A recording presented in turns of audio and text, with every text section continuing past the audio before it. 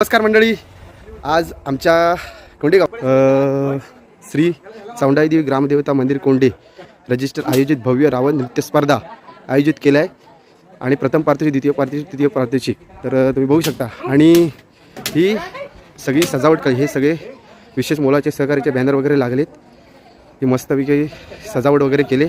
आज इथे जोरदार रावण नृत्य स्पर्धा आपल्याला पाहायला भेटेल आणि बाकीचा व्हिडिओ स्पर्धेच्या आपल्या चॅनलवर लवकरच येतील।